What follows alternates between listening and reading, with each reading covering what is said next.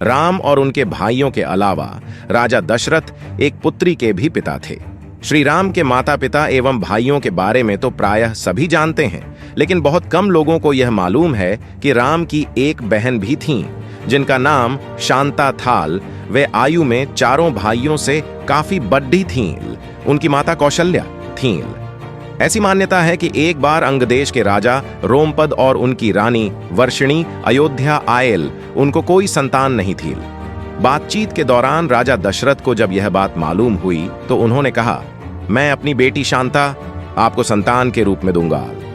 यह सुनकर रोमपद और वर्षिणी बहुत खुश हुए। उन्होंने बहुत स्नेह से उसका पालन पोषण किया और माता पिता के सभी कर्तव्य निभाए।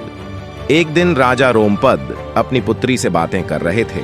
उसी समय द्वार पर एक ब्राह्मण आए और उन्होंने राजा से प्रार्थना की कि वर्षा के दिनों में वे खेतों की जुताई में राज दरबार की ओर से मदद प्रदान करें।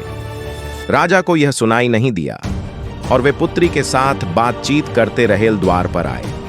नागरिक की याचना न सुनने से ब्राह्मण को दुख हुआ और वे राजा रोमपद का राज्य छोड़ साकर चले गए। वह ब्राह्मण इंद्र के भक्त थे।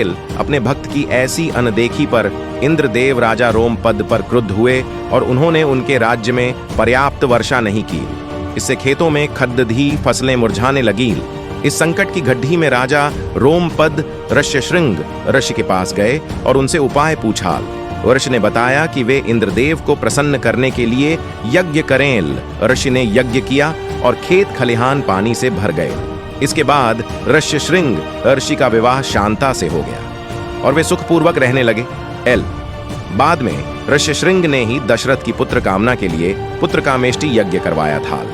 जिस स्थान पर उन्होंने यह यज्ञ करवाया था वह अयोध्या से लगभग 29 किमी पूर्व में था और वहां आज भी उनका आश्रम है और उनकी तथा उनकी पत्नी की समाधियां हैं।